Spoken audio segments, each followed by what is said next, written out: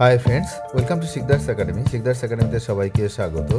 এই ভিডিওতে আমরা এসএসসিতে বয়সের ছাড় নিয়ে একটি বিশেষ আলোচনা করব। তার কারণ আজ সুপ্রিম কোর্টে এই এসএসসির বয়সের ছাড় নিয়ে একটি শুনানি ছিল, যেখানে হাইকোর্টের আগের যে নির্দেশ ছিল সেই নির্দেশকে আপাতত স্থগিত করা হলো।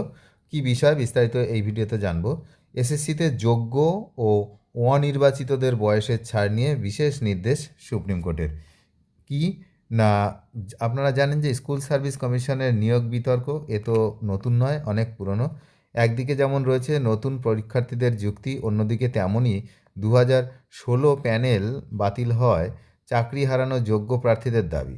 আর এবার একাধিক বিতর্কের মধ্যে স্কুল সার্ভিস কমিশনের শিক্ষক নিয়োগ মামলায় এক গুরুত্বপূর্ণ মোড় নিয়েছে।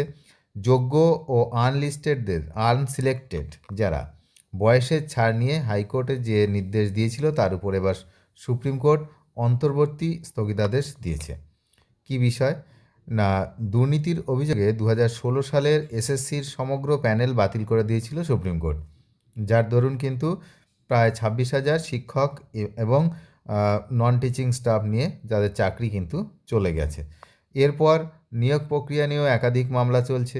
নিয়োগের ক্ষেত্রে প্রার্থীদের বয়সের ছাড় নিয়ে কলকাতা হাইকোর্টের বিচারপতি অমৃতা সিনহা তিনি কিন্তু যে রায় দিয়েছিলেন, যে নির্দেশ দিয়েছিলেন যে 2016 সালের নিয়োগ প্রক্রিয়ায় যারা সুযোগ পাননি তারা নতুন নিয়োগ প্রক্রিয়ায় বয়সের ছাড় পাবেন। কিন্তু এবার সেই নির্দেশই সুপ্রিম কোর্ট আপাতত স্থগিত রাখল, যা রাজ্যের জন্য একটা বড় স্বস্তির জায়গা, কিন্তু সেই সমস্ত চাকরি প্রার্থীদের জন্য খুবই খারাপ খবর।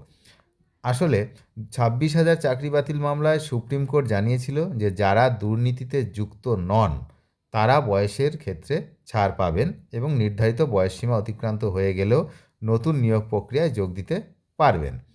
এরপর এই যুক্তি নিয়ে একাদশ দ্বাদশ শ্রেণীর শিক্ষক নিয়োগ প্রক্রিয়ায় যোগ দিতে কিছু নতুন প্রার্থী হাইকোর্টে মামলা করে।